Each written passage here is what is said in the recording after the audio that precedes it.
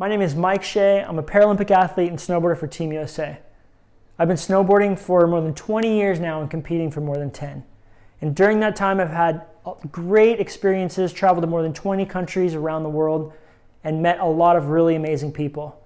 It's given me so much opportunity in my life, but it's also given me the ability to stand before you guys today and share a little bit about my story while also spreading awareness about disabilities. Now, you guys have all seen name tags before. You usually wear them that has your name on it so people know who you are. But there's a different form of name tag that we all have in our daily lives. And this name tag could be a limitation that we put on ourselves. It could also be a limitation that other people put on us. And those limitations can kind of define us from within. It can affect who we are in a negative or positive way. And so we're going to talk a little bit about that today and how those name tags have changed throughout my career of being a professional athlete and snowboarder, but also throughout my life. So my journey really started in September of 2002 at the age of 19. I was out wakeboarding with my friends at my local lake up here in Castaic, California. And it was a normal afternoon, just like any afternoon at that age. You know, we did a lot of wakeboarding, skateboarding. I had played sports my whole life, very, very athletic and active. And so when we got home, the first thing that we did was we fueled up the boat, we got our friends together, and we went out to the lake. Now at that time, I was 19, but mind you, I was still going to high school. I was going to a continuation school because I was credit deficient, wasn't paying attention, and I was hanging out with the wrong crowd. And as a matter of fact, at that time, I was actually battling with some alcoholism because all through high school, as I said, I hung out with the wrong people, and Monday through Friday I would be drinking with friends at a party instead of doing my homework and studying. And so I'd gotten into this really bad place where my life really wasn't where I needed it to be, and my future was kind of uncertain. I really didn't know where things were going to take me. But that all changed on that afternoon, like I said, at Castaic Lake. I remember it pretty vividly. We were wakeboarding on one side of the lake, and we decided to go to the other side because the water was choppy. So instead of sitting in the seat like I probably should have, I got up on the railing of the boat behind the driver's side. And the boat driver nailed it, and my buddy nailed it, and we got on it. And the next thing you know, I remember hitting like a crosswake. And a crosswake is like a big bump in the water. And as soon as we hit the crosswake, I remember being thrown overboard right into the water. And this all happened within a split second. But when I remember it, or when I recall it, it happened over like a 5-minute period because everything was just so vivid in my mind of how it happened. From that point, I remember thinking to myself, okay, no big deal. I've been thrown overboard. This has happened before. I'll get back up and get on the boat. But I noticed that there was something wrapped around the back of my neck and around the back of my arm. And I thought it was like kelp from the bottom of the lake bed or maybe some like seaweed. But then I realized it was actually the ski rope that we had been hanging onto in wakeboarding just moments before. And that ski rope was still attached to the boat, and that boat was moving. So I unraveled it from around my neck. Just as I did that, I remember it slicing through the back of my arm, going down to my knee, and then tightening up around my ankle. And I remember underwater hearing this distinctive noise of the rope unraveling around my ankle.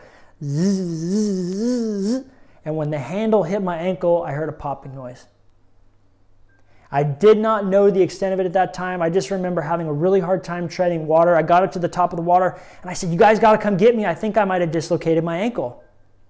They brought the boat back around.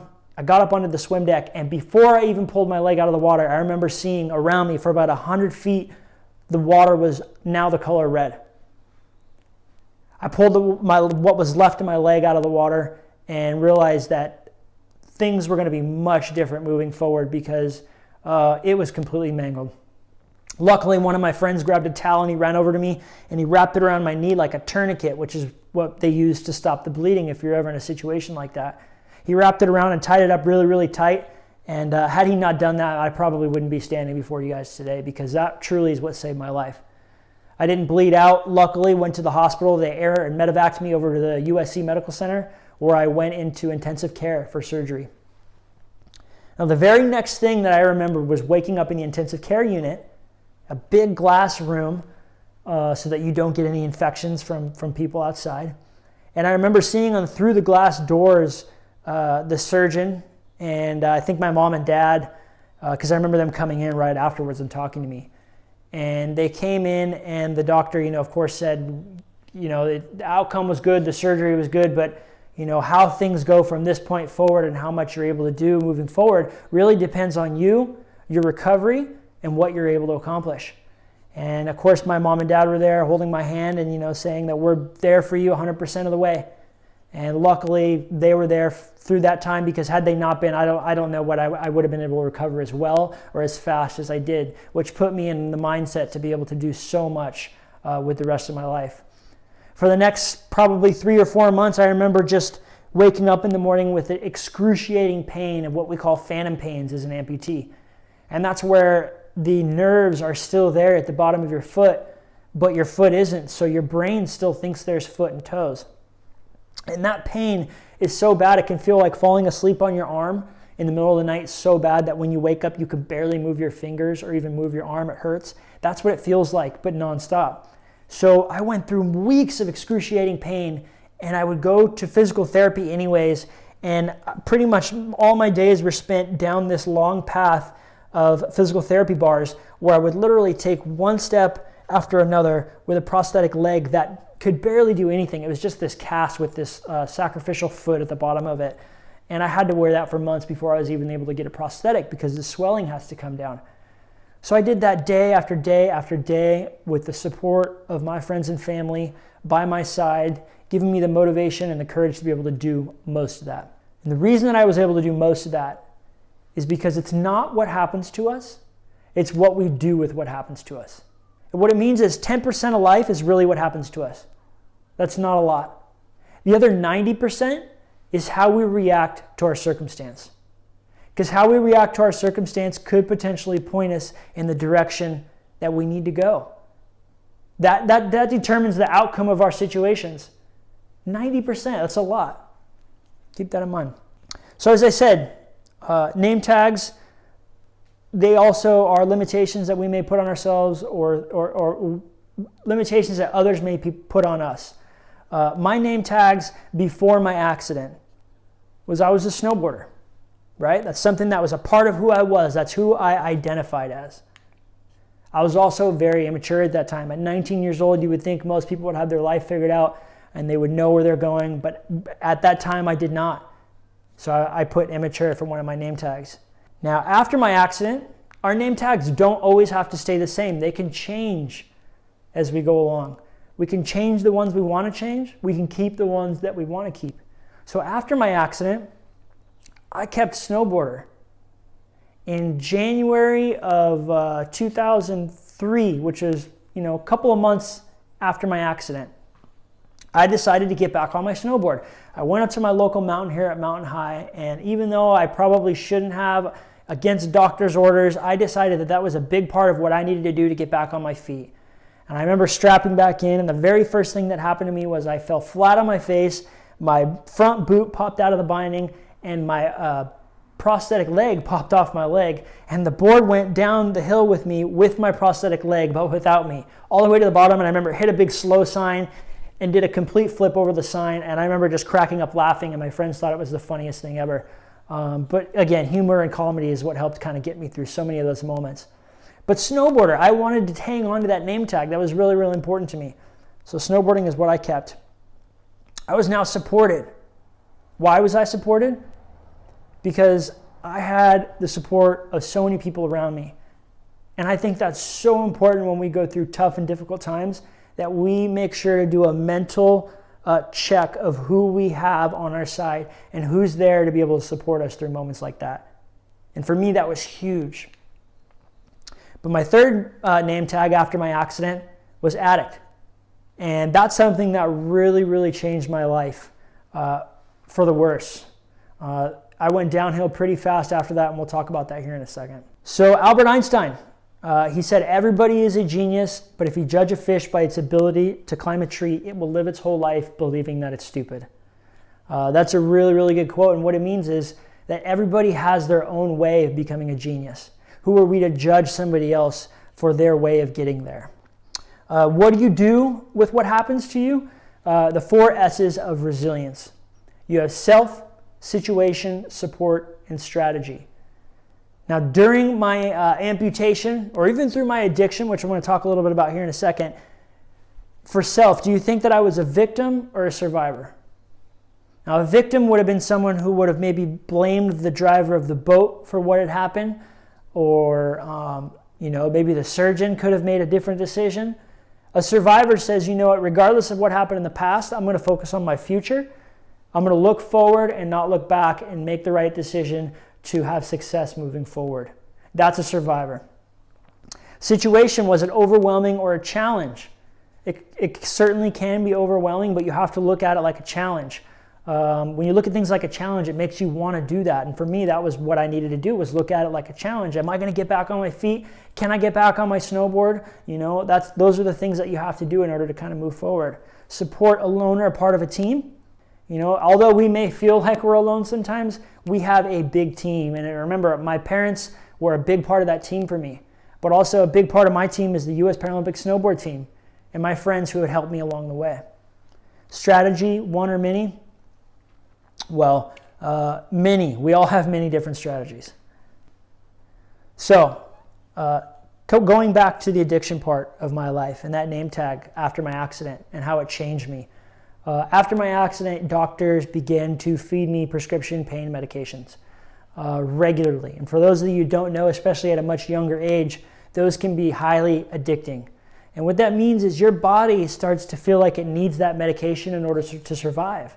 And then you need more of it in order to feel normal. And after 6 months of excruciating pain and you're on that medication for that long, you start to become dependent on it. But if you remember, prior to my accident, I had some issues with alcoholism. So that kind of began to manifest itself in the form of drug addiction. And I was able to get prescription pills from the doctor by just going to the doctor and saying, I'm in so much pain, can you write me a prescription? And you guys might be a little young now, especially some of you guys in grade school or in middle school. But as you get older, especially in the college years, you'll start to notice that this is an epidemic not just in this country, but in the world. Prescription painkiller use and opiate use is killing our students, and it's something that we have to be really proactive about, which is why that I put this in my speeches, to share with you guys about what I've been through and how dangerous it can be. It can come, in an instant and change your life. And before long, I went from being, a normal kid living at home and trying to get back on my feet from snowboarding to all of a sudden having absolutely no friends because nobody wanted anything to do with me. My parents had pretty much kicked me out of the house. They, had taken everything away from me, including the support financially and emotionally from me. I had broken all the trust between all the people that I have known, and it took a long time for me to rebuild that. I remember one afternoon coming home to my mom with tears and saying, you know what, I can't do this anymore. I need your help and I want to get clean and sober. And so my parents, being the supportive parents that they were, they put me in the car and they took me down to Los Encinas Medical Center, which is a 30-day inpatient treatment facility. And I stepped foot in there and did a 30-day program, walked out, and I've now been clean and sober for over 15 years. So one of the best decisions that I've ever had to make, one of the hardest things for me to overcome. I get asked often whether or not my amputation was more difficult than overcoming my drug addiction. And I will tell you hands down that overcoming drug addiction was harder for me than overcoming my amputation. It's a lifestyle change. It's changing your environment completely, your way of thinking, learning how to feel again, how to deal with emotions. That's stuff that you really don't get as an amputee, but I certainly had to go through going through my addiction. So that part changed my life dramatically and is a big part of who I am today. So that's why I speak about it. Rebuilding the trust, our situation, right? I had to rebuild that trust between me and the people around me because I'd broken it for so long. And so it took a little bit of time. It took months and months and sometimes years with some of the people that I had relationships with to let them know, like, hey, this was the old me, this is the new me, this is what I want to do to rebuild your trust. As I said, we all have a team for our support system, and for me, that team was my brothers and sisters on the U.S. Paralympic Snowboard team. Traveled around the world with them to over 20 different countries. We've competed in so many different places, lived in little hotel rooms and traveled on buses and airplanes. So I've gotten to know them really, really well, and they are there for me if I need them. And that's a great thing to have. And you guys all have a support team, whether you believe it or not. with your family at home. If it's not at home, then at your school. I'm sure that you have peers and friends, and I guarantee you that your teachers, your staff members, and your coaches are there as a part of your team as well. So your team is much bigger than you think initially. And as far as strategy, after my accident, I became a woodworker. I started selling furniture, and it was a business that I had to help get me back on my feet. And I got a phone call one afternoon from the coach at the National Sports Center for the Disabled in Winter Park, Colorado. And he said, Mike, I know that you're an avid snowboarder, that you've lost your leg, and that you've been kind of getting back into it a little bit. We have a program out here, and we're trying to train athletes to compete at the next games in 2014 Sochi, because there's going to be a snowboard team going to the Paralympic Games. Would you be interested in coming out and training with the team? We can help prepare you and get you in shape for that. And I kind of had to take a step back and think about that. And I said, you know what? I've got my business going for me. I'm kind of headed in the right path. I kind of want to stay with this, but I appreciate the offer. And I hung up the phone.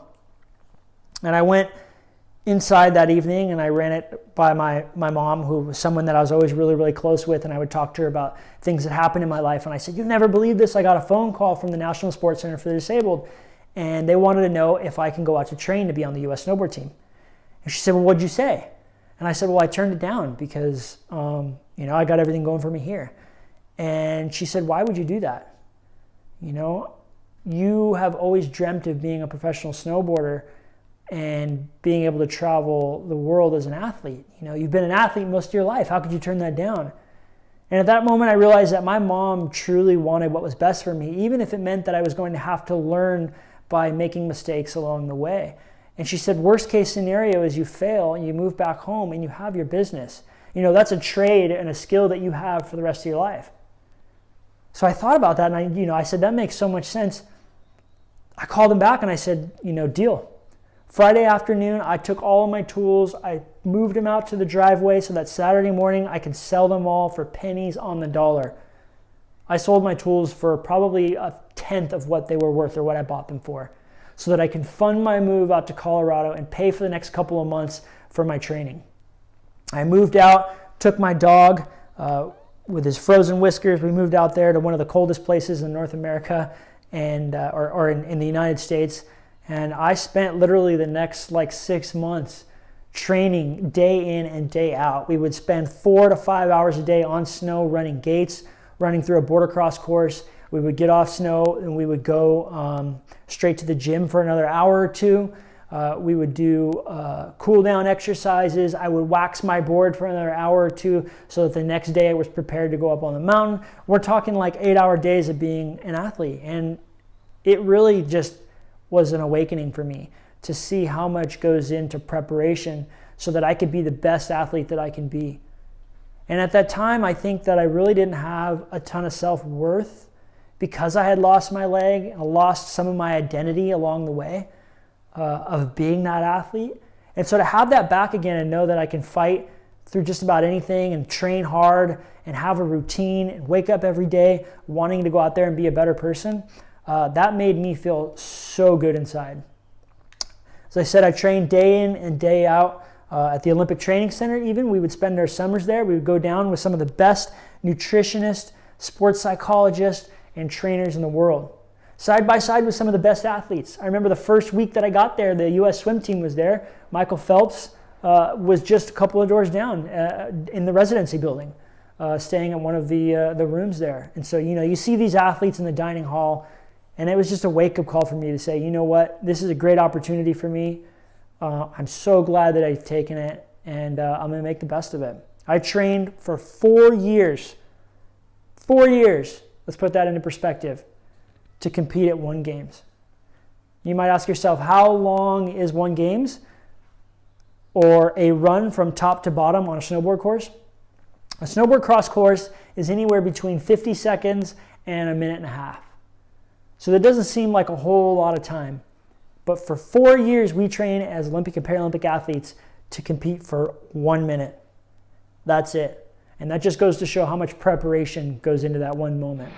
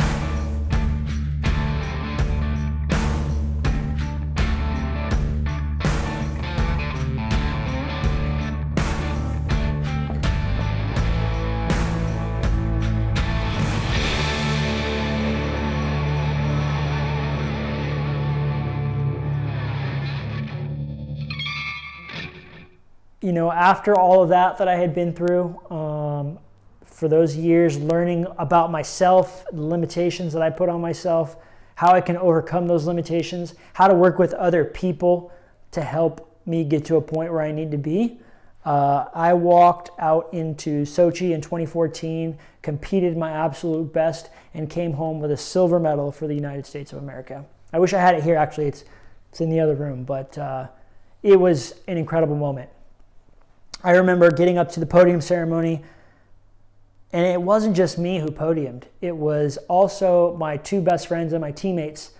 The U.S. swept the podium in our event for that first event ever.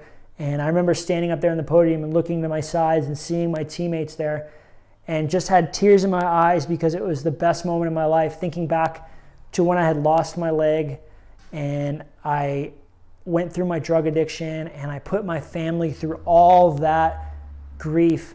And I remember seeing my mom or my dad and my aunt actually down below the podium ceremony, and my dad had tears in his eyes a little bit.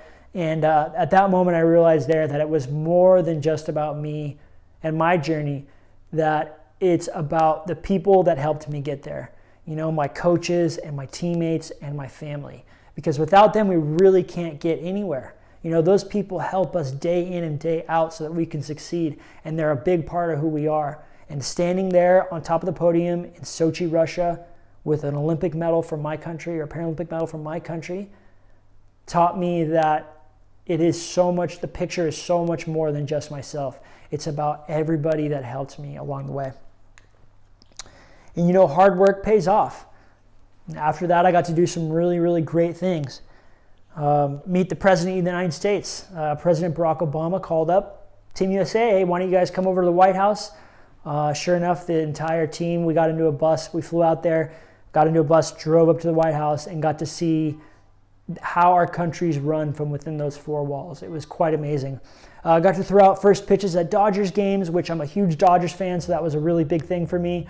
Getting to do all these really, really great things like articles and, you know, Team USA articles and interviews and podcasts. And at that moment, I really just, it was the payoff for all the hard work that I had put in over the years. Why? Because it's not what happens to us, it's what we do with what happens to us. Those are some of the most important words.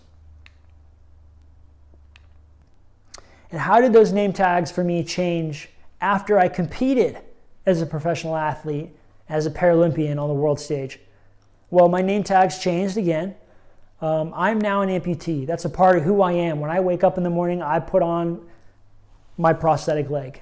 Putting on my prosthetic leg is no different than you guys waking up and putting on your shoes and socks in the morning. My other name tag is now I'm a medalist.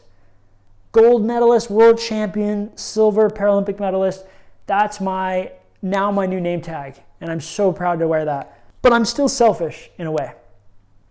Now, not selfish in the way that you may think, selfish that I'm, you know, only thinking about myself, but selfish in a way that sometimes we as human beings have to be selfish to really focus on ourselves, whether that's you're going through depression, whether maybe you're the type of person that does so much for other people that you never do anything for yourself. That's the kind of selfish that I'm talking about here. I needed that for me. And that was part of me and my athletic lifestyle. Focus on what I eat, focus on how I train, going to the gym, being the best person that I can be. And during that time, it taught me so much about myself and about life. But that name tag then changed when I moved back to Southern California, and I met my now fiance, Jamie Mickelson, and kids, Ryder and Cam. They've changed my life tremendously. I get to coach their baseball teams. We get to do all kinds of great stuff. And I wanted to train for another 4 years after that. You know, I had come home, I'd started a family, and that was important for me, but I really still wanted to be able to compete. And so I wanted to compete in Pyeongchang 2018, which was in South Korea. So I trained another 4 years of hard work and dedication to see how I can make that happen for a gold medal. And I was trying to go there optimistically. I got a video of me doing my final run here in Pyeongchang. Riders ready! Mike Shea or Evan Strong. Shea wears the red bib, Strong wears the green. Mike Mike Shea is the silver medalist in the snowboard cross standing event from 4 years ago in Sochi. Bank slalom gold medalist and third in the snowboard cross at the World Champs last year. This is neck and neck. Shea not quite grabbing the line at the moment. There goes Mike Shea. Can he get back up to Evan Strong here? He's got to get the right line, just a stumble. Is he going to find the inside here? No, he's not. Strong protection of that racing line from Evan Strong in the green bib. Over the bump, keep it steady and come in first. Evan Strong beats Mike Shea. 58.97 into the semi-final.